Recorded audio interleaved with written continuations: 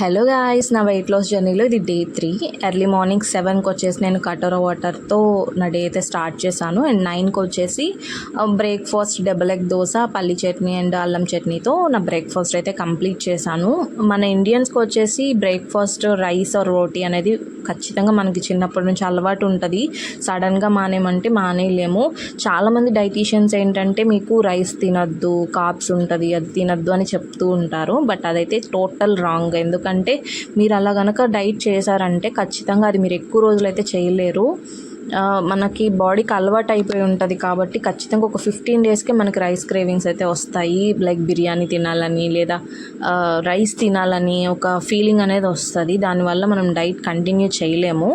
ఏదైనా లిమిట్లో తీసుకుంటే ఏ ప్రాబ్లం అయితే ఉండదు. ఈవెన్ అది లైక్ రోటీ అనుకోండి, 2 రోటీస్ తినేవాళ్ళు 1 రోటీ తీసుకోండి, దాని బదులు కర్రీ ఎక్కువ తీసుకోండి.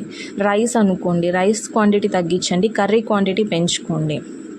దానివల్ల మీకు రైస్ తినలేదు అన్న ఫీలింగ్ ఉండదు అండ్ మీకు స్టమక్ కూడా ఫుల్ అయిపోతుంది. నేనే కాదు, ఎవరు చెప్పినా కానీ అదైతే నాకు కరెక్ట్ అనిపించదు. సో నేను రైస్ అయితే మ్యాండేటరీగా తీసుకుంటాను. డైట్లో రైస్ టోటల్ అవాయిడ్ అయితే ఏం చేయను. అండ్ రైస్ కంప్లీట్ అయిపోయాక నేను నా లంచ్ బటర్ మిల్క్తో ఎండ్ చేసేసాను.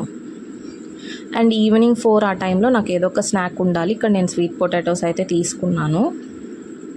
అండ్ ఇది తిన్న తర్వాత 5:30కి నేను నా ఫిషెస్కి అయితే ఫుడ్ పెట్టేశాను. నాకు ఎందుకో ఇక్కడ కాసేపు నిలబడితే లైక్ ప్లాంట్స్ దగ్గర కానీ ఇక్కడ నా ఫిష్ పాండ్ దగ్గర నిలబడితే చాలా మనసు ప్రశాంతంగా అనిపిస్తుంది. మైండ్లో ఎంత స్ట్రెస్ ఉన్నా కానీ మనసు చాలా పీస్ఫుల్గా అనిపిస్తుంది. అండ్ ఈవినింగ్ వచ్చేసి నేను 5:30 ఆర్ 6 ఆ టైంలో కాసేపు అలా నా మినీ గార్డెన్లో తిరుగుతూ సబ్జా వాటర్ అయితే తీసుకున్నాను. అండ్ 7కి వచ్చేసి ఒక 2 slices of water melon కొన్ని పన్నీర్ తందూరి పీసెస్ అండ్ కొంచెం కీరాతో నా డిన్నర్ అయితే ఎండ్ చేసేసాను. అండ్ మీరు కూడా వెయిట్ లాస్ చేస్తున్నారా? నాకైతే చెప్పండి, మీరు ఎలా చేస్తున్నారంటే టోటల్ రైస్ అవాయిడ్ చేస్తున్నారా లేదా ఇంకేమైనా తింటున్నారా అనేది నా కమెంట్ బాక్స్లో చెప్పండి. నా ఛానల్ అయితే సబ్స్క్రైబ్ అండ్ లైక్ చేసుకోండి గైస్.